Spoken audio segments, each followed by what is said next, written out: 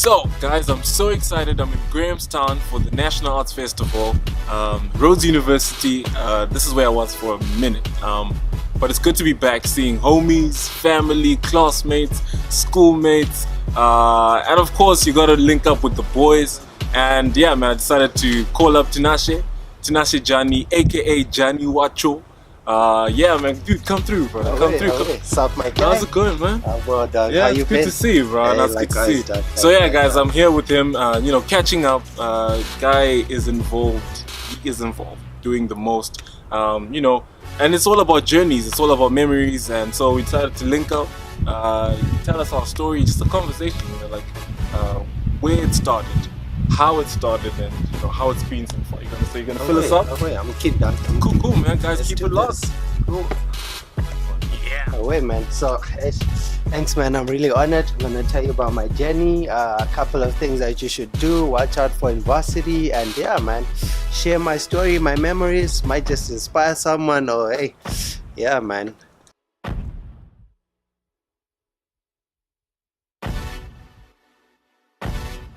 Away, let's do this. This is actually going to be a very interesting documentary in that you'll get to experience a live coverage of 6 years covered in a very short space of time. My main inspiration for doing this is basically being your own brand, being your own person of uniqueness, and never stopping, never settling.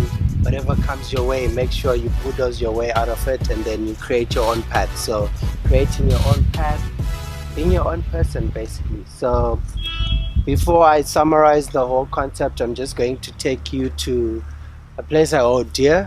It's a place which most people don't actually know why I hold it dear, but then I'll explain to you why I hold it very dear. So this place, believe it or not, is where my journey started. So ladies and gentlemen, the place you've been waiting for. Da-da-da! This is where it all began. I arrived here after 3 days of traveling. I did not have a girlfriend then, so nobody gave me a bum massage, but I was sitting on the bus for 3 days. Those who are good at maths, that's 24 by 3. That's over 72 hours. No, I probably lied. It is actually 72 hours. Yeah, man. So let's get to the story.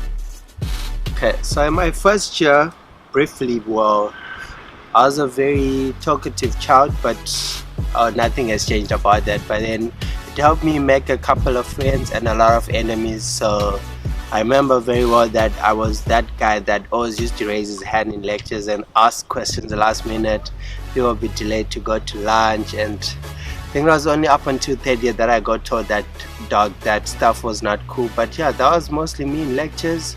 Went out a lot. It was every other day at 9. And we never used to go to the prime or the oldies. We used to go to Friars. So every other time at 9 would go out, and yeah, man, it was such a good time.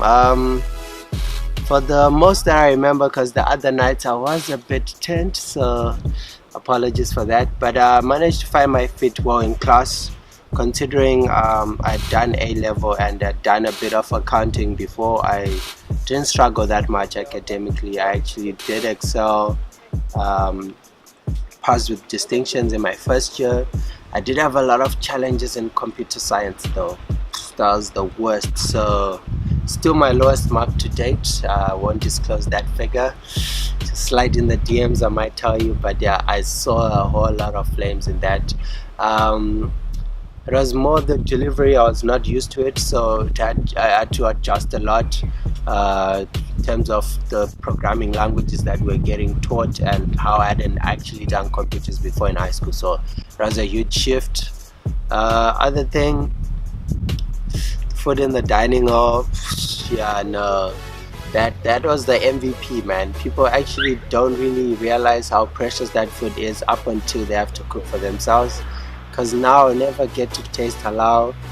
I mean, I'm not gonna date an Indian anytime soon. So yeah, they don't like me. But yeah, man, that's briefly in first year. Yeah, academically was up there. Social life, finding my feet, trying to also not get carried away with what other people were doing. because there's always influences left, right, and center.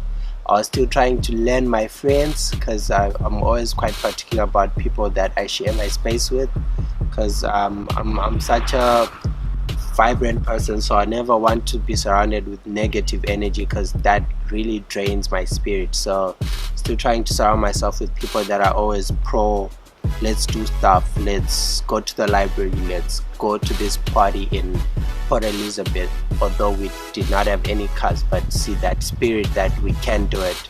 It actually resonates a lot with me, that should never have like limitations. Basically, not even the sky's the limit. We're just pushing boundaries. So first year, finding my feet, summary, man, it was a good experience. Okay, so I showed you guys my first place that I saw at Rhodes, and then now I'm going to tell you about my race, where all the magic happened. Excuse the pie. So Piet Retief, this is where I spent the majority of my life, 3 years to be exact. It was a good time. One of the best things I learned from this race were that this will be the best years of your life. Make them count. I caught Rob. Yeah, shout out to Rob. Okay, so we used to actually chill a lot at this race. So we had a spot where we used to chill. And then we'll talk about what was happening in class, all the hot girls.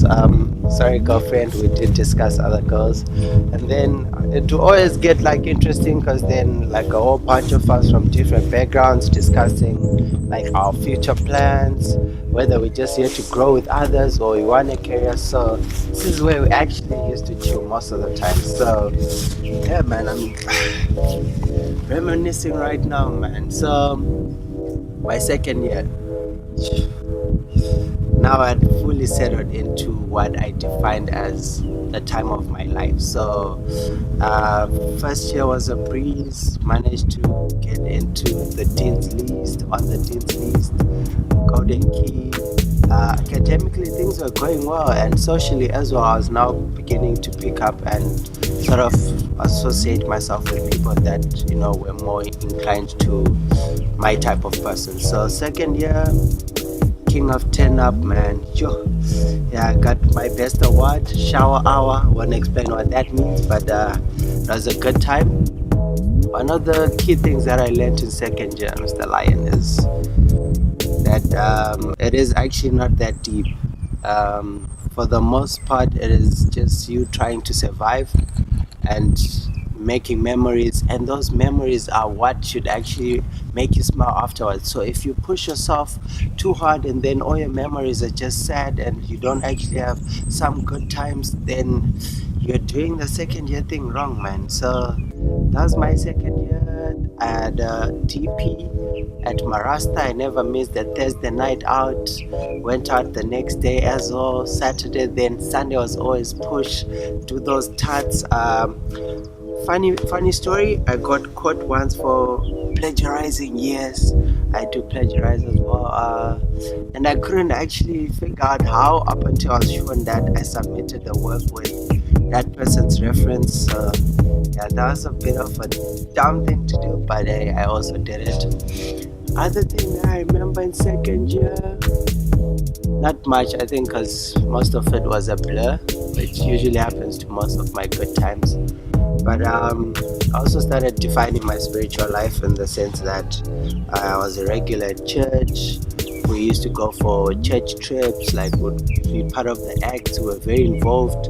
I remember one of my friends even ran for COM and I was supporting him. So also creating that identity that I started saying God watches over us and everything, because then I'd seen a whole shift in terms of my spiritual life, and that everything that I was doing, God was actually watching over me.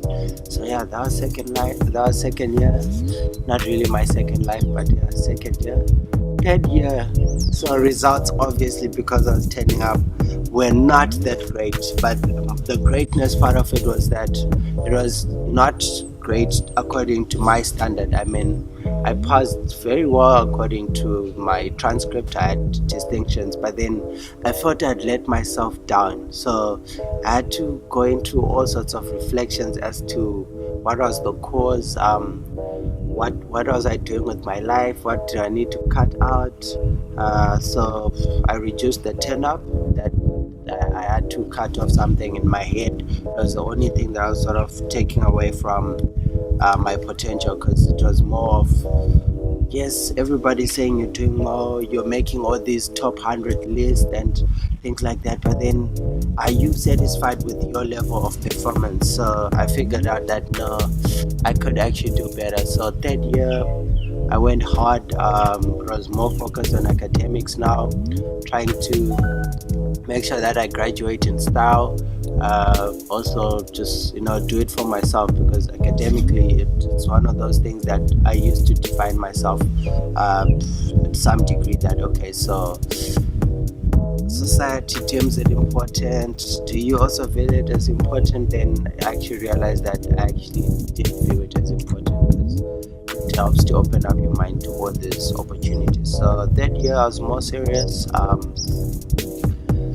Unfortunately, I did not graduate with the mark that I wanted, so there was another disappointment.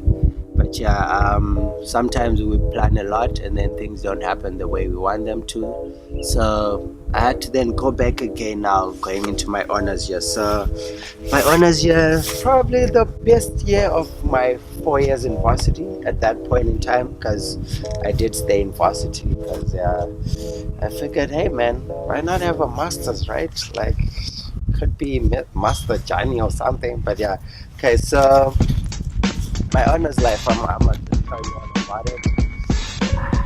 Where do I start? So now I'd figured out that it wasn't the 10 up part which was wrong. So I had to get back in the game, right? And then I did, and I did with the bang. So now it was more about doing the most, going back again to making sure I'm out all the time. And then I realized something, that guilt that I had when I came from being out, it actually made me focus. So I would have this mind frame that when I'm out, someone else is studying. So when I come back, I made sure that I actually studied a lot. So it was a very weird concept, but then it actually worked, because then came honors year, graduated with a distinction, made top 100 Investec at Rhodes. Then after that, made top 100 in South Africa. So that was like such a milestone, because I actually didn't think I could academically be part of the 100 people in South Africa who are deemed smart. So that was a highlight.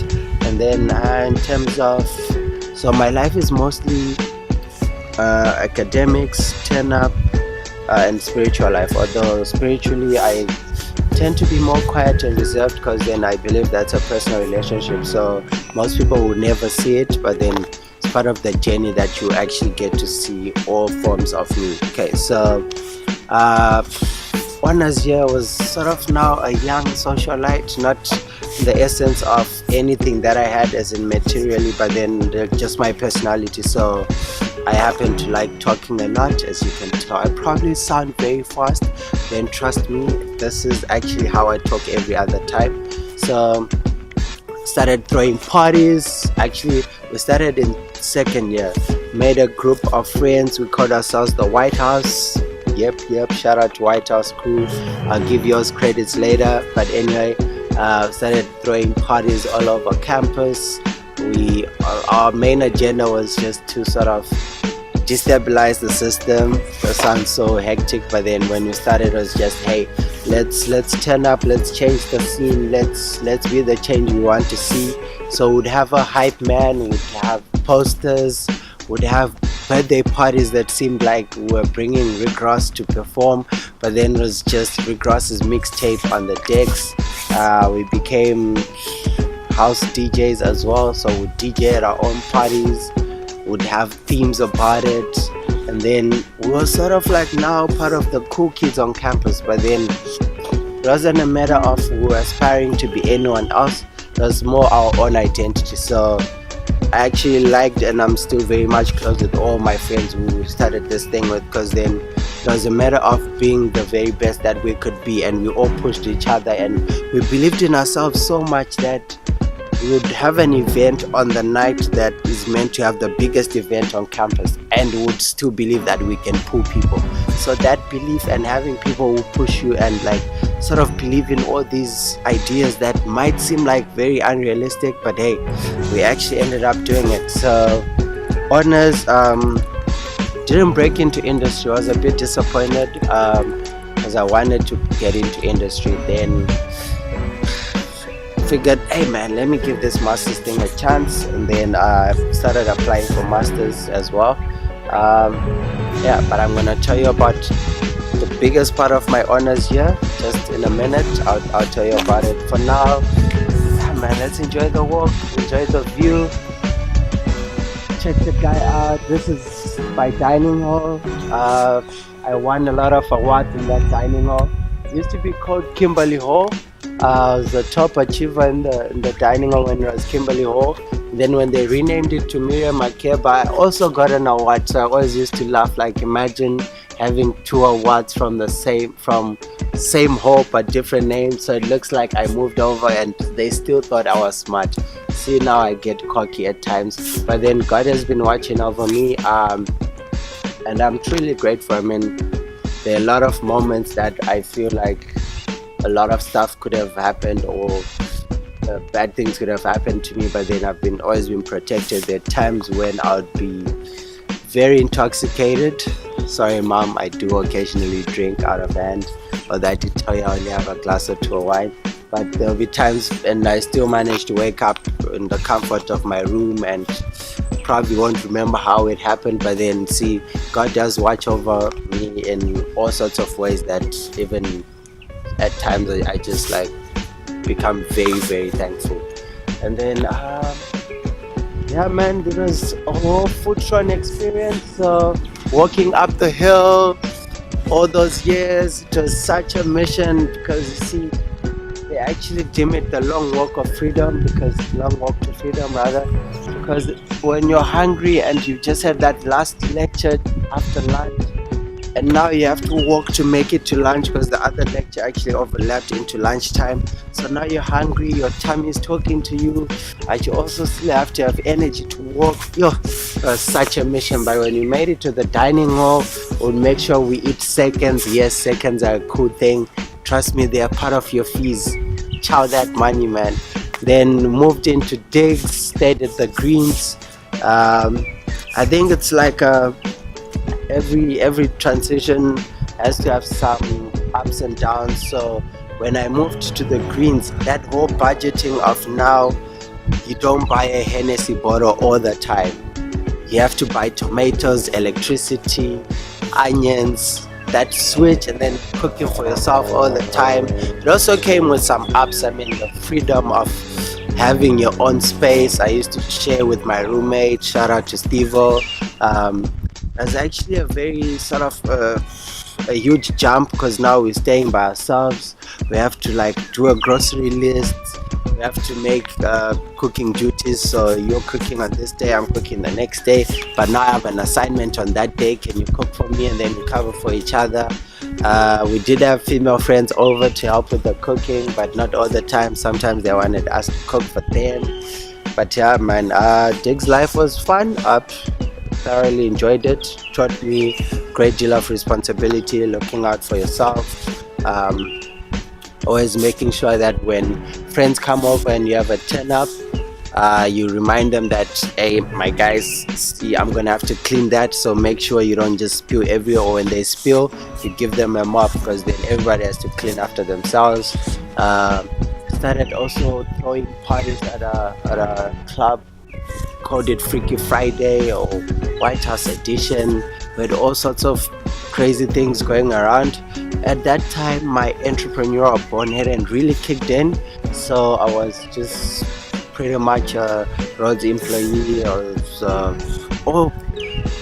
almost forgot, I was a bartender as well. So that was one of my biggest gigs, because then I learned how to make all sorts of cool drinks. So all the clubs in Grafton, actually, well, 3 of the 4, but anyway, so the Red, Oldies, Prime, actually it was a great deal of experience because of service, because now you learn about that service industry behind the scene where you don't really, you're usually the customer, so now you're actually the person serving the customer, so you get to appreciate the next person who will actually provide a service for you. Then I was also a tutor. Those were fun times because I actually like sort of explaining and making things simpler for others, so that was good. It helped pay for my extra luxuries. So shout out to Hennessy. They should actually make me a brand ambassador. But anyway, that's for another day. And then what else did I do? What else do you want to know, man? Did I have a girlfriend? Ooh, okay, no, you find that out on the next one because I can't. What if my future crush is listening right now? So if she's still listening up to now, man, keep listening because it's about to get interesting now. I'm probably gonna do a young dance because like I'm a good dancer, but then see I don't have this other liquid in my veins right now, so I won't do it. But then for control, that one was for you, future crush, whoever you are. I'm smiling. Yeah, man. So honors, graduated. That graduation, I'm gonna show you literally the best moment of that was when my mom was sorting out my tie. So I've always had problems with ties because I feel like there's some way of like strangling yourself formally. So I always had this idea that no, I'm not a tie person, and then I would always like have this whole reasoning behind it because I like arguing a lot. So whenever I put up a statement, I always have like all this crazy evidence behind it to support it, to say this is why I don't like the tie. So I actually decided scrap the normal long tie, I'm gonna go with the bow tie. And then my mom was just like, I obviously saw this coming because we just like being different. And then she thought it was a whole stubborn thing, but then the truth was I actually can't tie a tie. Don't tell anyone yet. Okay, anyway, so graduated. The distinction now, because that was my second graduation. In third year is the one I didn't like because I didn't graduate with the distinction. So, but it was more a personal thing because I mean graduating on its own is already like an achievement. So it was more just I wasn't impressed with my marks. Honors year, got to make a couple of new friends now because now we're mixed with people who are doing other sort of degrees, or the science guys and the computer science people as well. So it was really fun. I got to learn a lot of teamwork. So teamwork makes the dream work.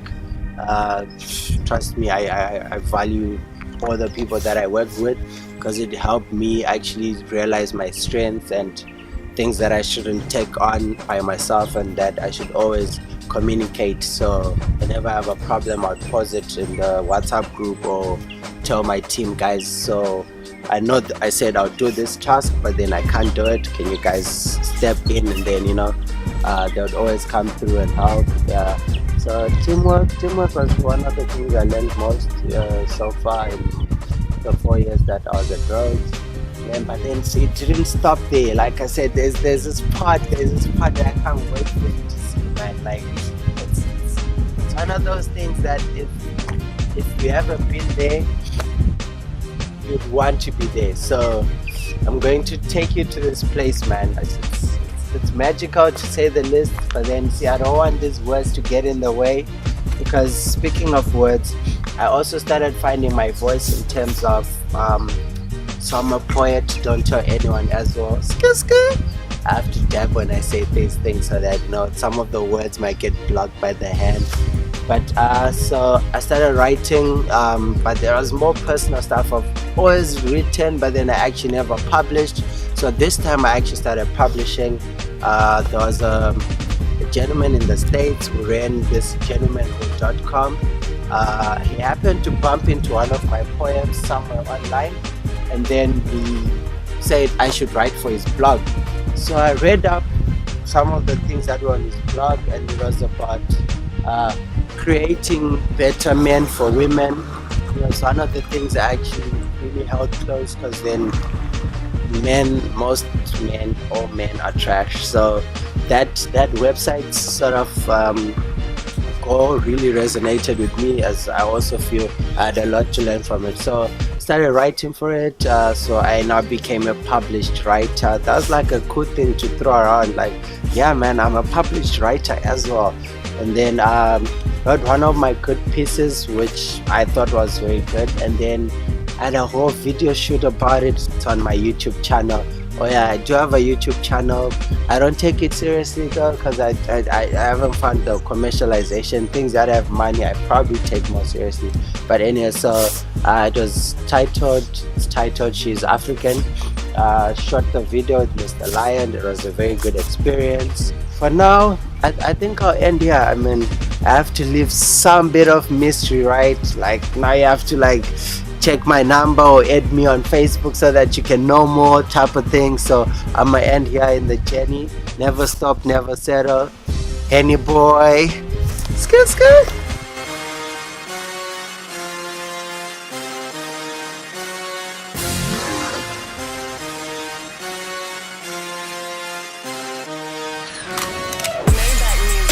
The monumental moment you've all been waiting for. Yes, we just arrived at the monument. So this is where all the magic happened. No, girls don't get ideas. I mean the real magic. You know, that feeling that you've put in all the hours, and what has it all amounted to? Yes man, it amounts to here man. This is the place, this is where I graduated. First time was like, wow man, wow, you almost want to cry, because now your whole family is super proud of you. They now believe in you. You even start getting all these presents, like, wow, you've made us proud, you know, this is for your dad, you know, your dad would have been proud of you type of thing.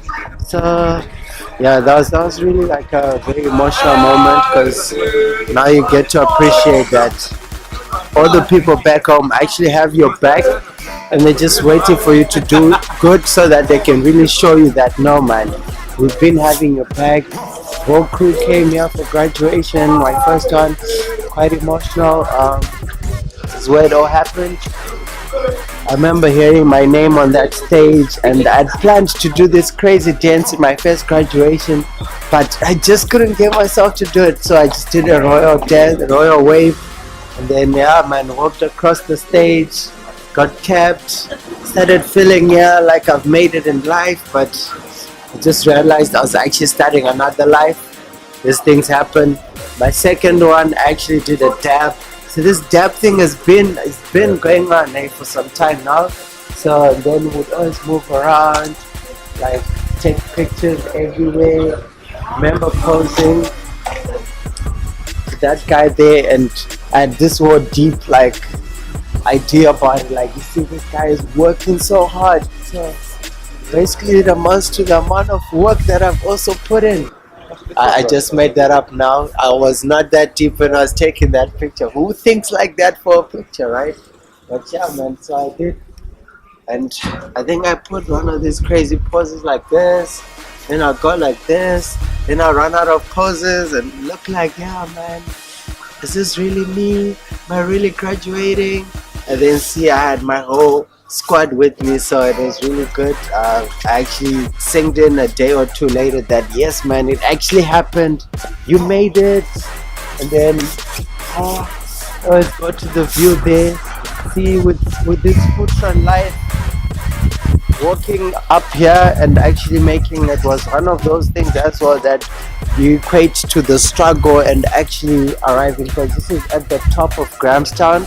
So you almost feel like you've made it, because now you're at the top, you're seeing every other view that's down there. So I think this place for a lot of these road students symbolizes a great deal of, you know, I've made it, achieved. When you're studying in your room and you're like, yes man, what do I really want to do? And you're like, I want to go to the monument and get capped and all the things. So that was the highlight of my honors year, because at last I graduated with a mark that I wanted, a mark that I felt I deserved with all my hard work.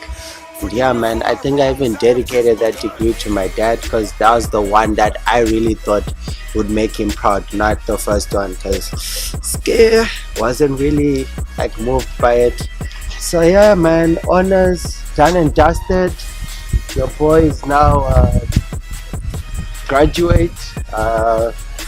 What else happened in honors? Do I have a girlfriend? Do I have a blesser? Do you wanna know? Man. So I have this persona that always makes me look like a bad boy and always makes me look like I do a whole lot of stuff, which I usually subscribe to it because then at the end of the day I like having my private life very private, but I also like people to just think whatever they want to think. So if they think I am this bad person, I let them think I'm a bad person, because at the end of the day their thoughts don't really define me. So I've had the one girlfriend since first year, man. What? She's the love of my life. Am I gonna propose in the next video? Slow down. But anyway, so I did have a girlfriend all along. Now imagine balancing a girlfriend. Girlfriends are also very nagging. Achieving academically, like some of the things I did, I even didn't know that I could do them. Being the 10 up king, I actually had an award that said you're the 10 up king, because I actually used to just do the most. Hosting parties, I remember I helped organize this dope party in Zim for all the Zimbabwean students in South Africa. So all of them obviously didn't get all of them, otherwise it would have been a whole lot of chaos. But then we did a whole collabo, and the whole idea was so that we give back to a charity of our choice. Long story short, the party I think was great. I had fun. So that balance for me has been sort of the best part about my journey, is that I actually didn't miss out on any parts. So you'd go to the cool kids circle and you'd be like, yo man, this guy is like so cool. And then you'd go to the geek squad, like, yo man, this guy is really smart. But then see those different personalities. Oh, and my girlfriend would also sometimes say I'm really sweet. So man, it was a good balance, but she always said maybe, sometimes, not always. So kind of broke my heart, because I always wanted to be like 100% good. But it's kind of hard being a good person, man, when the world is just against you. Yes. How you stay faithful in a room full of... Nah, you can't say that. What if my kids are watching this now? So okay, so I'm gonna show you this view, this amazing view. Not of me. Don't look at me, man. It's gonna get deeper. I promise. So this is where I'd come to self-reflect, like once in 6 months. This is a long walk, as I said before. So my self-reflections, I usually often, like, I would delete social media like temporarily. So probably I'd call it grind mode or beast mode.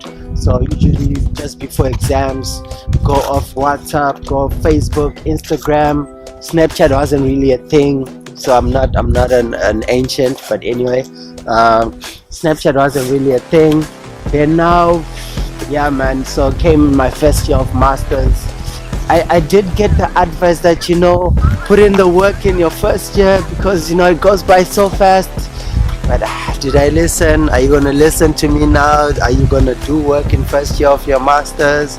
Chances are you should, because you end up in where I am right now. Tough situation, but hey man, God will always watch over me, so he's got my back, nothing will move me. But first year of masters, still digs life. Moved further off campus. I got my baby Megan. Shout out to Megan. First crush. She Megan good, man. She's special to me. Then entrepreneurial bone started kicking in. It was about now sponsoring the lifestyle that I wanted. For me, so, you know, entrepreneurship was not a matter of so like a very, very sad situation. Or so I read this book that said poverty creates entrepreneurs, which I fully disagreed with, because for me it was more about creativity, and innovation wasn't really as a result of poverty. But then anyway, if it results in entrepreneurship, if that's the answer, which I don't read many books, I just think I'm ignorant in that. I do acknowledge that. But I think most people who read a lot of books end up just having a lot of conflicting ideas. Instead of having their own ideas, they just join all these ideas from all these different books, and then now they don't have a sense of ownership or a sense of thinking for themselves, for like, what do I want to do, or what would I do? They now say this author said this. So anyway, partnered with great business people again, so entrepreneurship bones started kicking in. Started this Ubuntu Ride app. So if apps still exist when you watch this, they probably will still be existing. Okay, so as an IT student, I fully believe in our industry, but we called it the Grahamstown version of Uber, because this is a village just as world-class universities and high schools, but then it is a village. We have donkeys and cows. Yes, I don't know how that is possible with all this like good infrastructure, but anyway, started the Ubuntu Ride app. Nobody actually used the app. Was it us? Was it them? Well, I'll never know, man. But so we just became the cool taxi drivers. We were just student drivers who would shuttle people around. Then Arts Festival came, did a lot of taxi business. We called ourselves shuttles just so that we didn't feel like, we're the low part of the food chain.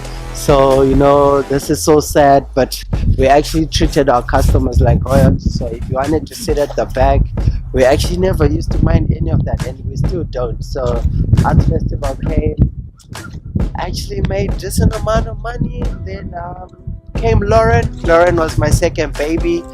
Shout out, I miss her. Called her Lauren London. She was the more classy. So never really been a fan of Yellow Bones, but Lauren London kind of made it. Kind of have to have an exception. So she was my exception. I've since parted ways with Lauren London.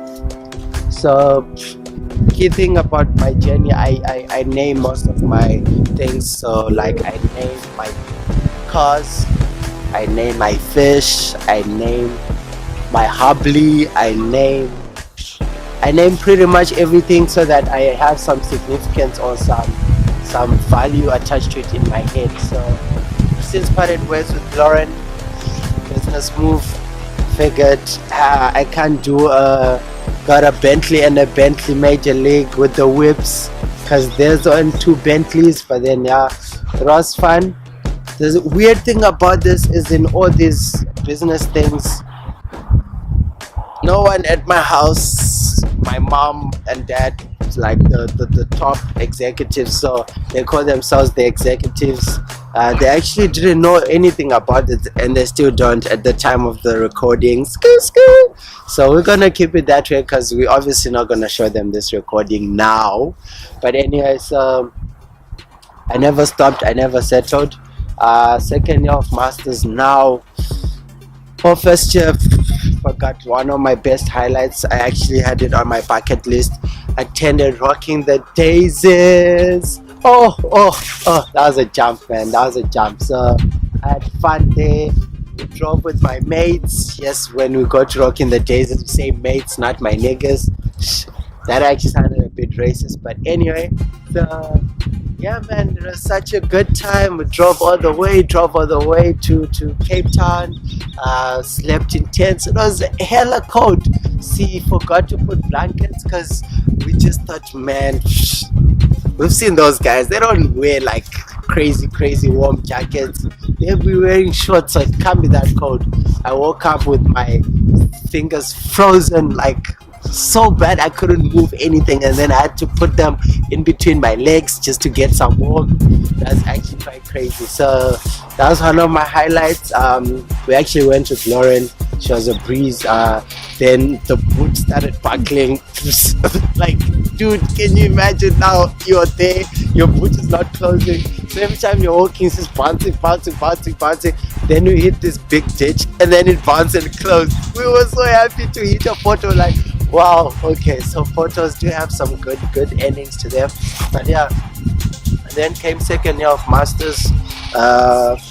now more serious stuff. I started trying to now make some ground up, because then I'd clowned around my whole first year, so I had to now sort of make sure I catch up to my workload, design milestones, because my supervisor is always impressed with all these dates, like, okay, so this has to be achieved by this date.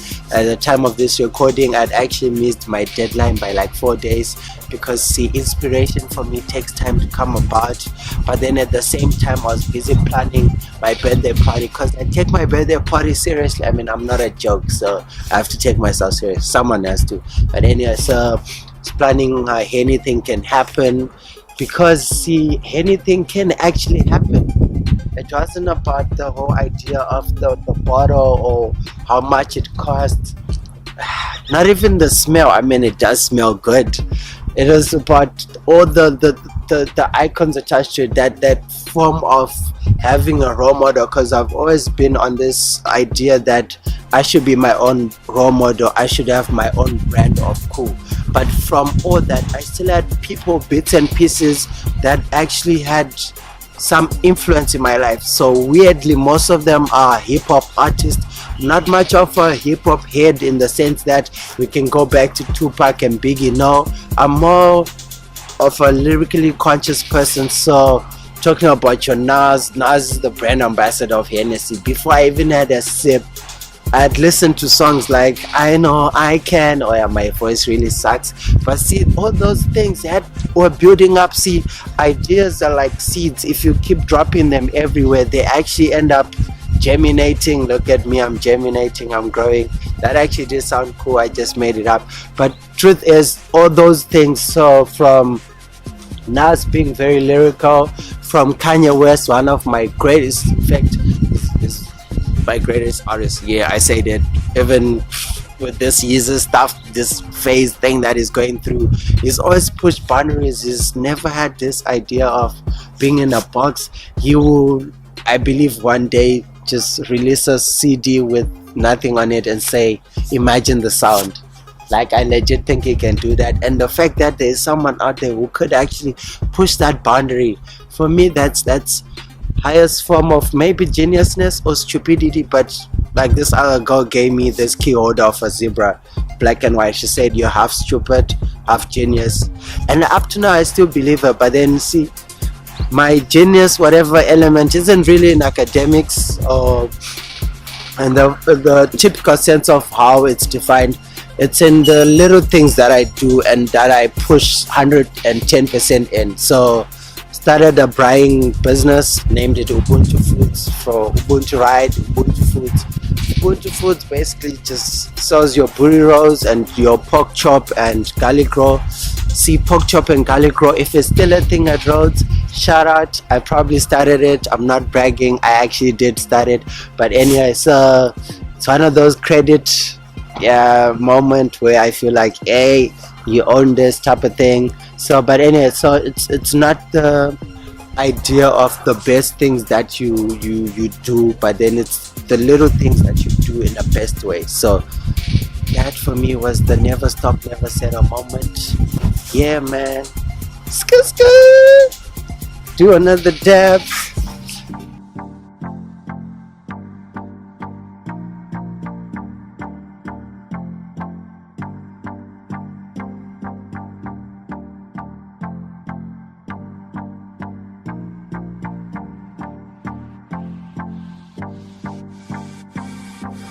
Shout out to my future wife for watching. I know you're still watching. So basically, anything can happen. If you never stop and never settle, you can actually achieve anything that you actually set your mind to. This is the end of the beginning, or the beginning of the end, however you look at it. But for the 6 years summary of my journey, this is where it comes to an end. If you'd like to slide in the DMs, be warned, my girlfriend did some AK-47 type of gun shooting thing, and she won a trophy. So yeah, I didn't say that out loud though, like, but hey, yeah. Okay, so last thing that I'd want you to get from this is that, besides the never stop, never settle, is that be your own brand of cool. Define what you call greatness by yourself, because then Otherwise, you'll be forced to basically live up to other people's expectations of what you should be. And now, when I wasn't actually studying and trying to be the top 100 of South Africa, I was busy in the club, being king of turn up. Yes, this guy's actually taking my concept of my party, and then I did allow them, so it's fine. Anything can happen. Yeah, man. So this is it. Fortunately, Grahamstown club scene is this long, so it's like a long street with like 3 clubs. So we spend most of our time. I actually ran out of clothes, so I haven't done my laundry. That's how I look nice. Otherwise, I don't usually dress this cool.